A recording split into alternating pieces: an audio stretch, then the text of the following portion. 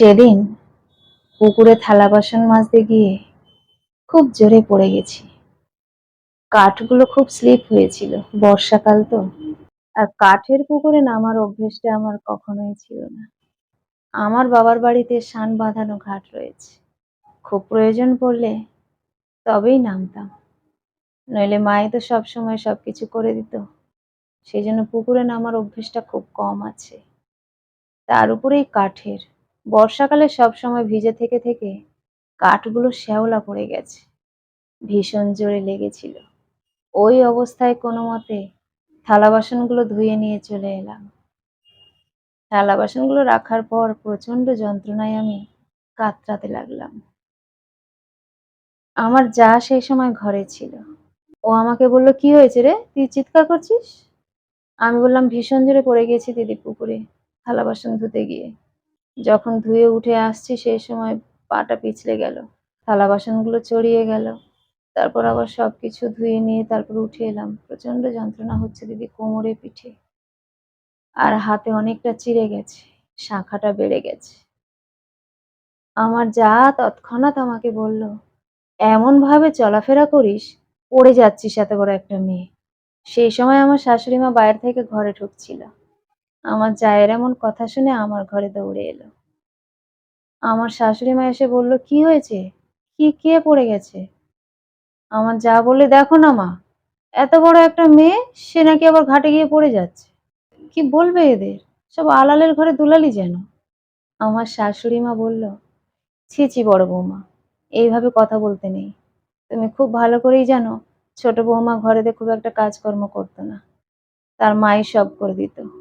ছোট বৌমা সবসময় পড়াশোনার পিছনে দৌড়েছে, তাই কাজকর্ম খুব একটা করা তার অভ্যেস নেই, ঘাটে নামার অভ্যেসও নেই। আর ওর বাপের বাড়িতে শানের ঘাট, সেখানে এই কাঠের পুকুরে নামতে গিয়ে যে পড়ে যাবে, এটা খুব আশ্চর্যের বিষয় নয়। তার উপর বর্ষাকাল, কাঠগুলো সব পিচ্ছল হয়ে আছে। একটা মানুষ পড়ে গেছে, সেখানে কোথায় তাকে একটু ট্রিটমেন্ট করবে, একটু বরফ ঘষে দেবে, যেগুলো করার আর কি, সেগুলো না করে তুমি এইসব আলতু ফালতু কথা বলে যাচ্ছ মেয়েটাকে। বলে আমার শাশুড়ি মা ফ্রিজ থেকে বরফ বের করে আনলো। আমার কোমর, পিঠ যেখানে লেগেছে সেখানে বরফ ঘষে দিল। এবং আমার হাতটা যে চিড়ে গেছে, শাখাটা যে বেড়ে গেছে, আমার শাশুড়ি মার চোখে সেটা পড়েছে। গ্রামের দিকে বাড়ি তো, তাই এ গাছের পাতা ও গাছের পাতা রস করে ওই কাটা জায়গাটা দিলে সেরে যায়, এটা গ্রামের মানুষরা জানে।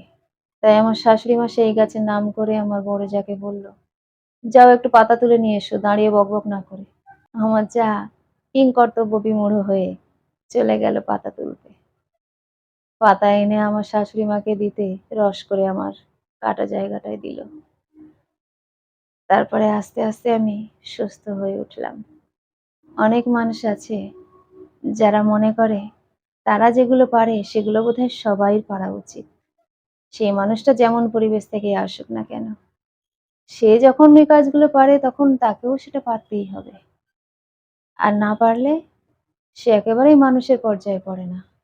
আমার যার বক্তব্যগুলো সেই রকমই ছিল। শুধু ওই দিনটাতে বলে নয়, সব সময় আমি কোনো কাজ ভুল করলে সঙ্গে সঙ্গে খুঁত ধরে চিৎকার শুরু করে দেয়। আমার শাশুড়ি মা কিন্তু সব সময় আমাকে আগলে রাখে। আমার জায়ের ওইসব কুকথা থেকে আমাকে সব সময় দূরে সরিয়ে রাখার চেষ্টা করে। তাই জন্য আমি এই বাড়িতে খুব সুখে আছি, শান্তিতে আছি। কারণ শাশুড়ি মা যদি অমন হতো আর যা যদি ভালো হতো, তবু না হয় একটা কষ্টের জায়গা ছিল। কারণ বাড়ির গার্জেন হচ্ছে শাশুড়ি মা।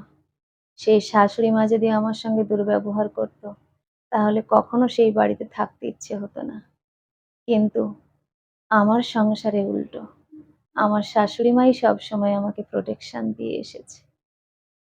কারণ আমার শাশুড়ি মা নিজেই আমাকে পছন্দ করে এনেছে। তাই আমার ভালো মন্দ সবকিছুই আমার শাশুড়ি মা দেখে। কোথায় আমার প্রবলেম হচ্ছে সেগুলো আমার শাশুড়ি মা খুব লক্ষ্য রাখে। তাই আমি এই বাড়িতে খুব সুখে আছি, শান্তিতে আছি।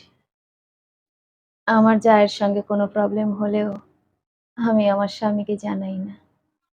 কারণ যেখানে আমার শাশুড়ি মাই সবকিছু সমাধান করে দিচ্ছে, সেখানে আর এইসব কথাগুলো স্বামীকে জানানোর কোনো প্রয়োজন মনে করি না। তবে এখনো পর্যন্ত আমরা এক সংসারেই আছি। এটাই সবথেকে বড় পাওয়া আমার কাছে। কলমে ও কণ্ঠে, সোমা।